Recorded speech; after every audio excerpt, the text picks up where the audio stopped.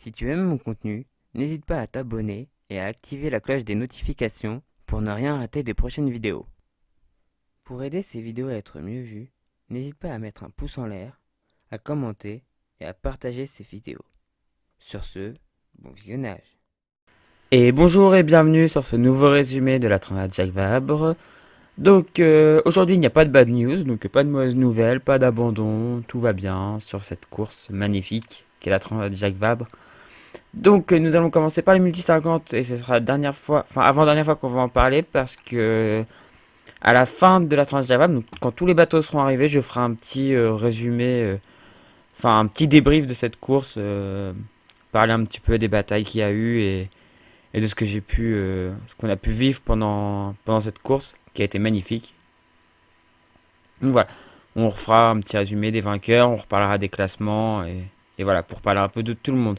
Mais du coup, donc on commence par les multi 50. Donc bon, il y avait hier quand on a parlé, il y avait déjà le premier arrivé. Il y a eu ensuite à 15h53 l'arrivée de Solidaire en peloton Arcep, donc Thibaut Vauchel-Camus et Frédéric Dutil. Donc à 15h53 et 01 secondes, ils ont mis 12 jours, 2 heures et 38 minutes et 01 secondes. Et juste avant que je commence l'enregistrement, Primonial vient d'arriver. Donc il y a à peu près 10 minutes, 10-15 minutes qu'ils sont arrivés. Donc à donc en troisième position des multi 50. Donc belle course aussi. Malheureusement, alors faut se dire, hein, c'était leur première course en multi 50. Et ils ont quand même tenu le choc très longtemps jusqu'à ce qu'ils aient un problème et qu'ils soient obligés de faire une escale. Mais comme a dit Gilles Lamiré, ils les ont quand même poussés dans leur retranchement assez souvent. Ils les ont poussés à être meilleurs. C'est souvent ça la concurrence. Et alors que c'était leur première course et tout. Et du coup, quand même bravo. On a applaudi quand même. Et je suis très très très content que les 3650 soient arrivés au bout. Parce qu'au début j'avais un peu peur. Je me suis dit, punaise, il y a que 3650. Est-ce qu'ils vont tous arriver au bout? Je ne sais pas. Je l'espérais, mais je ne savais pas. Et du coup, bah là, oui, ils sont arrivés au bout. Et donc du coup c'est plutôt cool. Voilà. Bah du coup on a fini maintenant, on parlera plus des multi 50 jusqu'au débrief final. Donc on va maintenant passer aux IMOCA. Et toujours en tête, largement en tête même. 227 000 d'avance. Ils ont perdu un petit peu mais bon. Ils devraient pas être trop inquiétés. Ils ont un petit peu moins d'air, c'est normal. Ils ont là près de la côte il y a un peu moins d'air. Et plus on descend moins il y a d'air. Donc c'est normal qu'ils aillent un peu moins vite et qu'ils se fassent légèrement rattraper.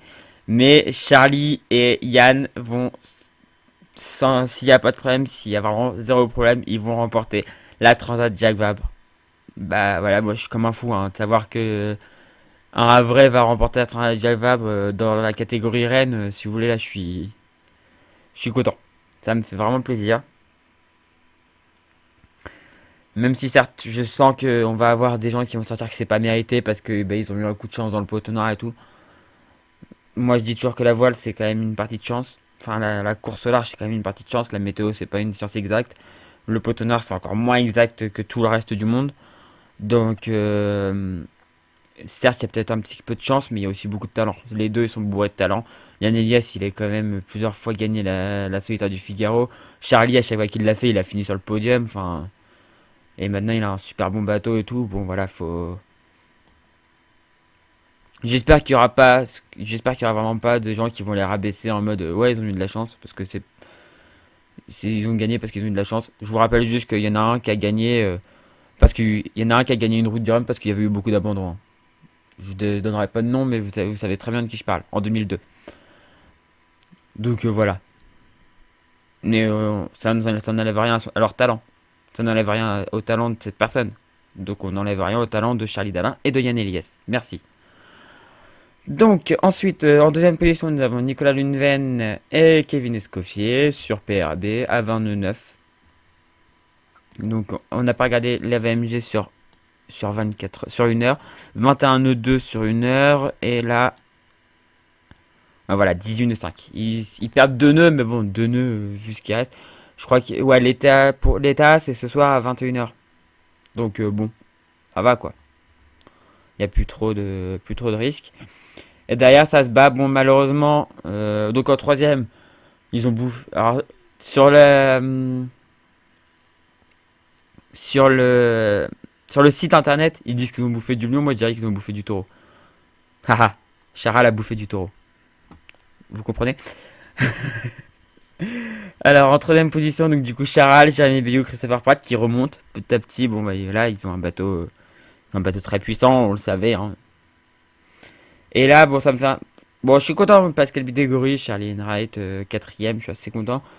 Malheureusement, je suis quand même déçu pour Clarisse et Hermel sur Bang Pop qui peuvent rien faire, clairement. Là, là c'est de l'allure de foiler et ils peuvent rien faire, ils tiennent pas, quoi. Ils peuvent pas tenir les bateaux à foil. Et malheureusement, Clarisse n'aura pas de foil et du coup, ça va être c'est compliqué, quoi. Malheureusement pour elle, ça va être très compliqué.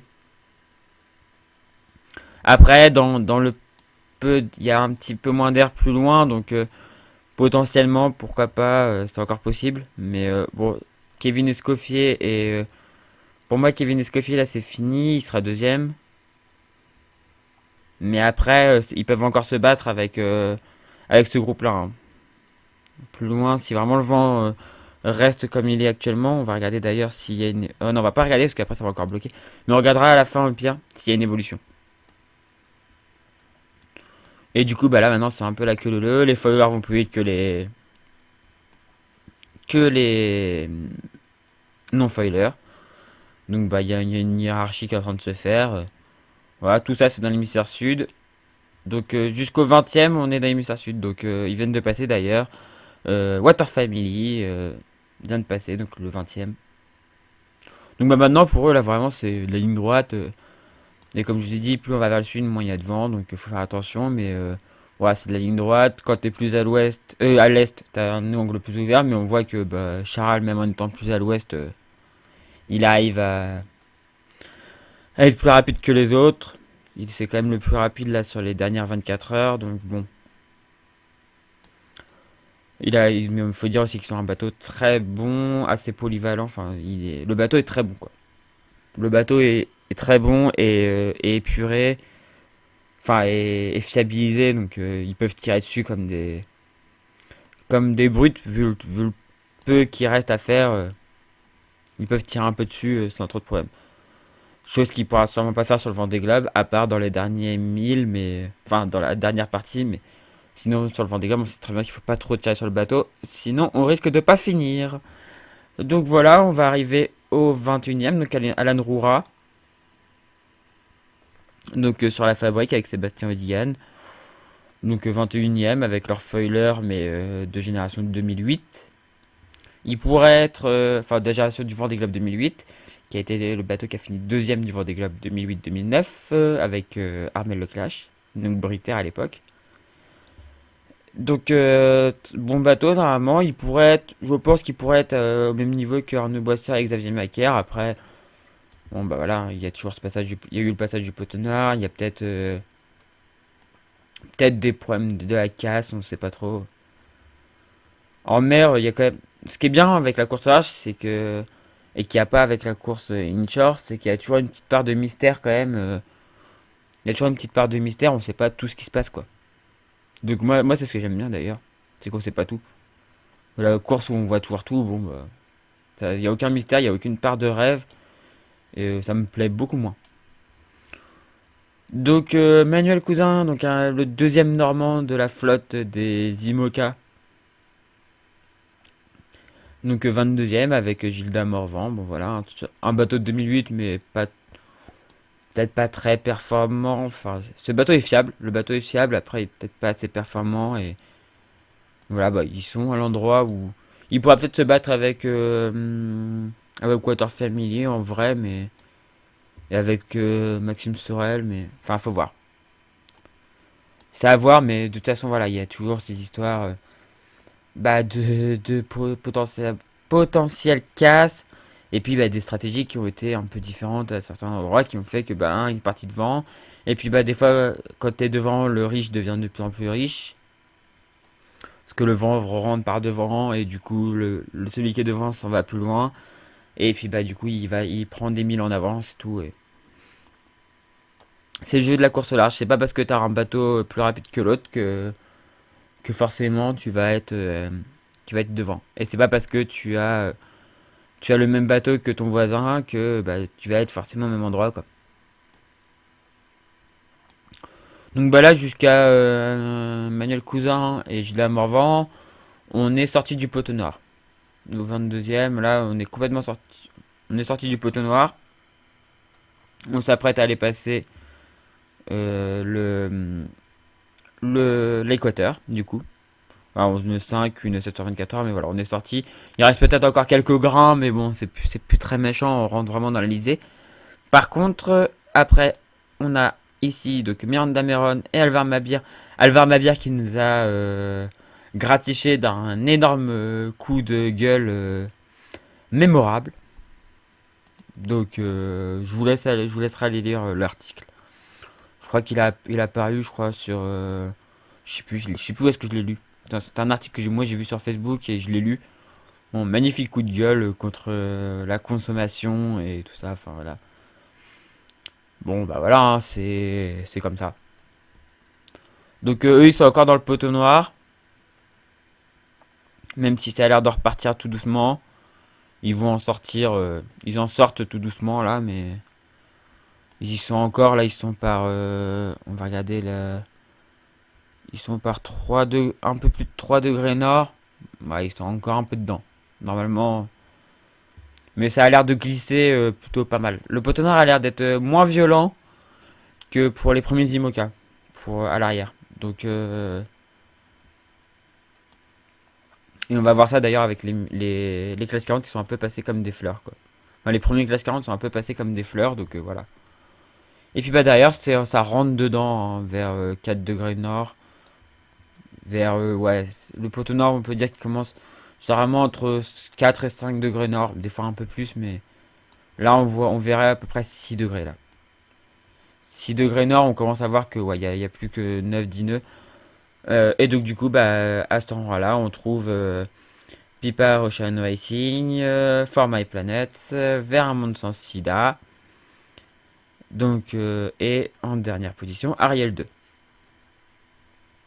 Donc, qui sont dans les débuts du poteau noir et qui vont le traverser. Mais si c'est comme les premiers classes 40, ça passe tout seul. Donc, maintenant, pour les IMOCA, il y a vraiment plus de stratégie. C'est on descend le plus vite possible en essayant d'être le plus à l'est possible en sortie de poteau noir pour ceux qui ne l'ont pas encore passé, enfin qui sont en train de le passer. Et après, glisser en ligne droite jusque Salvador de Bahia. Voilà pour les IMOCA. Du coup, on va passer aux classes 40, où là bah, on est en train de sortir aussi du poteau noir pour les premiers. On est par un peu moins de 3 degrés nord pour Adrien Hardy et Lanny Lipinski sur Crédit Mutuel. Bon, bah, ils ont gardé leur avance, 53 000. Ils sont actuellement à 9 nœuds, ils n'ont pas trop été arrêtés dans le poteau noir. C'est passé un peu comme une fleur, ouais, c'est une 4 sur 24 heures, c'est plutôt pas mal pour une tracée de poteau noir en classe 40, je parle. Et du coup, c'est plutôt pas mal pour eux, c'est plutôt le chamboulement qu'on aurait pu non pas espérer, parce que bon, c'est toujours un peu dégueulasse pour celui qui est devant, mais qui aurait pu se passer, ne s'est pas passé. Voilà, Adrien Hardy est toujours devant. Et Layton est toujours deuxième à 53 000. Et le troisième est à 83 000 du premier. Donc il y a de l'écart maintenant entre le deuxième et le troisième. C'est pas rédhibitoire complètement, parce qu'après il y a l'Elysée et tout, donc peut-être des écarts de vitesse, on verra. Mais voilà, c'est pas rédhibitoire du tout, pour l'instant. Et la ligne d'arrivée est encore loin, hein, 1108 000 pour Crédit Mutuel, donc il y a encore un peu de route. On a encore un peu de mer à faire. Mais voilà, après pour eux, ça va être la même chose que pour les IMOCA. Sachant que Crédit Mutuel, attention, dans l'Alizé qu'il va y avoir là, ça va être encore une bombe atomique. Donc l'Alizé va pas être aussi fort normalement que ce qu'ils ont eu au-dessus. Et ça va pas être aussi bien que ce qu'ils avaient au-dessus dans l'hémisphère nord, mais c'est quand même une allure que le bateau aime normalement, donc techniquement, voilà. Il va falloir se méfier, je pense qu'il peut y avoir un écart qui se recreuse pas mal. Donc je pense que voilà, sauf casse, Crédit Mutuel devrait l'emporter sans trop de soucis. Donc là on a les trois premiers, ensuite on a un groupe en baston hein, dans le poteau noir, ça se bat. Donc à l'avantage donc du coup de Quito de Pavan, avec Achille Nebou, donc sur très belle course hein, de leur part franchement, sur un bateau qu'ils connaissent à peine, sérieusement, enfin, franchement c'est génial. Je suis super content pour eux, c'est une belle course de leur part. Attention, il faut se méfier de Banque du Léman, Simon Coster et Valentin Gauthier qui vont se retrouver ensuite dans des allures pareilles qui normalement seront favorables aux SCO, donc aux étraves arrondies. S'ils n'ont pas trop de problèmes sur le bateau, c'est toujours ça, s'ils n'ont pas trop de problèmes, ils pourraient potentiellement aller chercher la quatrième place. La troisième, ça me semble trop compliqué. Par contre, la quatrième, pourquoi pas. Et là, ils sont dans le poteau nord en plus.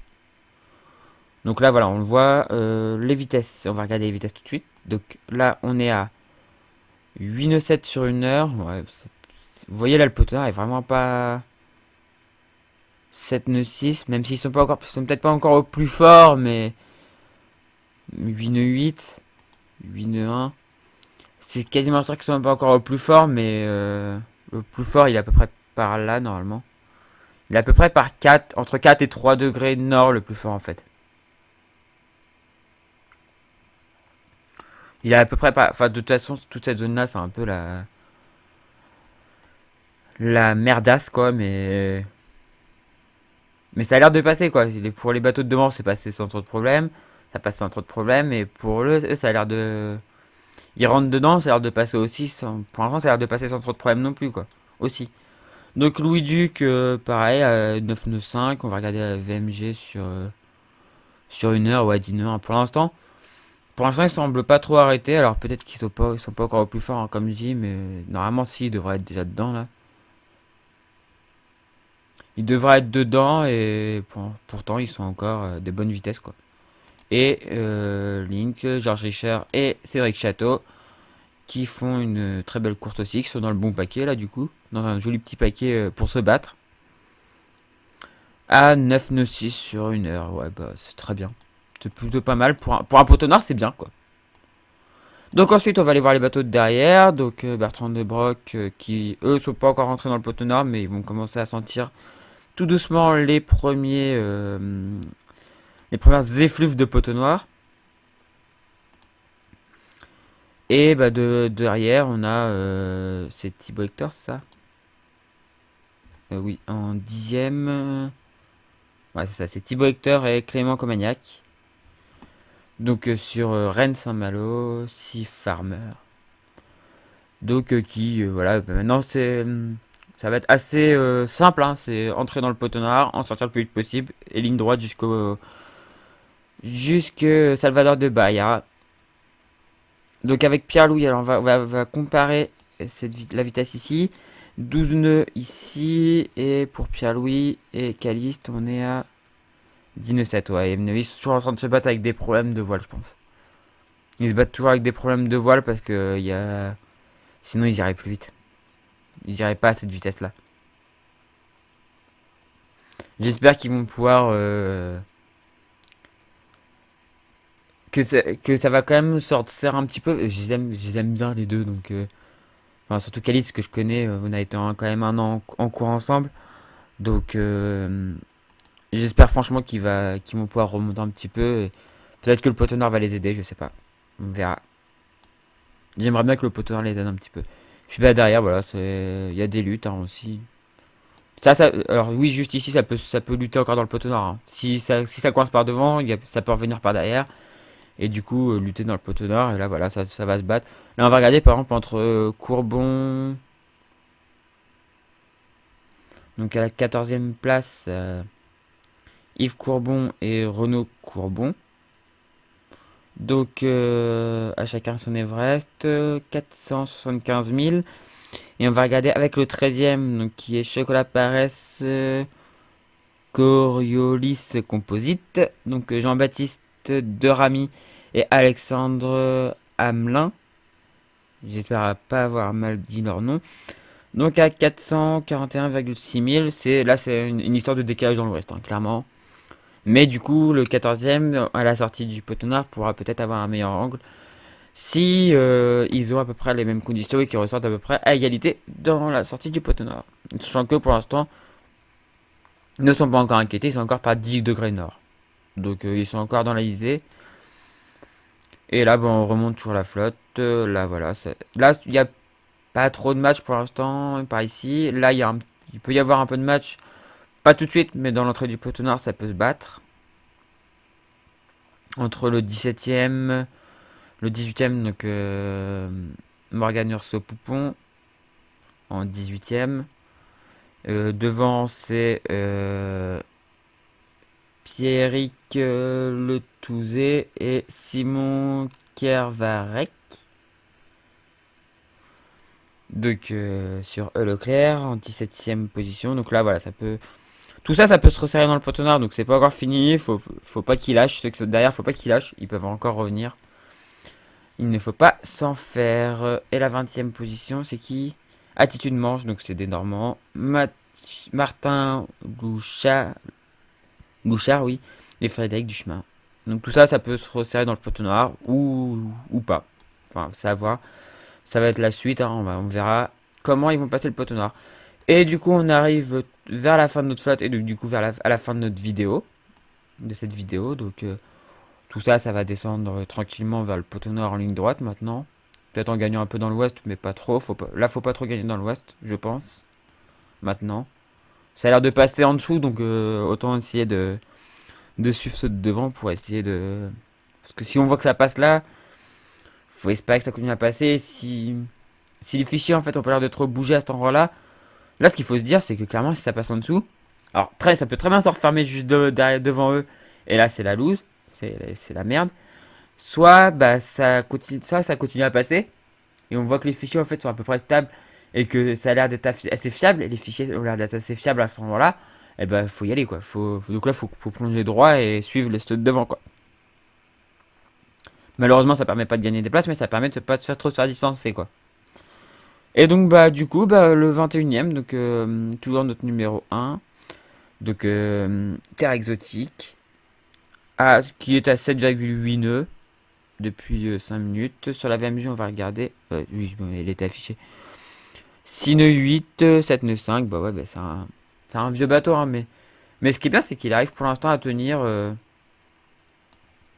Il arrive pour l'instant à tenir c'est qui voit le Parkinson. Ah, depuis le temps que j'en parle, j'arrive enfin à retenir son nom. Et qui voit le Parkinson. Donc qui est 22e. Donc voilà, les derniers seront doublés du coup le poteau noir. Les îles du Cap Vert, mais devrait arriver dans le poteau noir d'ici pas très longtemps normalement. Voilà. Et du coup, on va juste aller voir, comme j'avais dit, on va voir l'évolution des vents. Donc on va dézoomer pour voir un petit peu.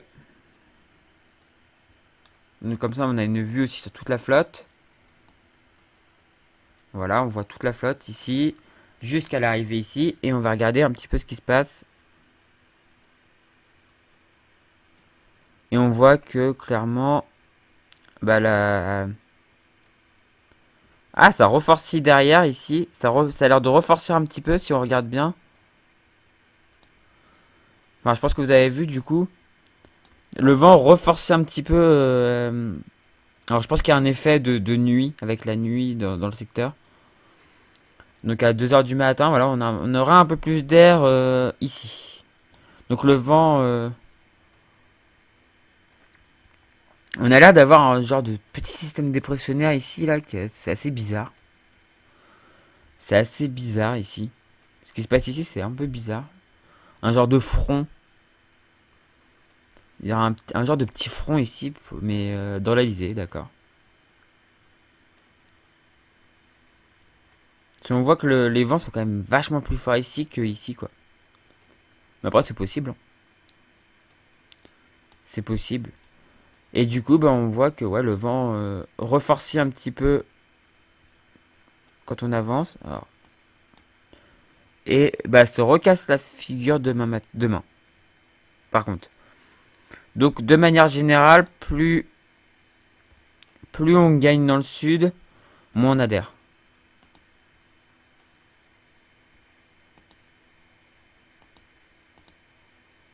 Vous voyez là, ce soir 17, on va revenir à 17h ce soir.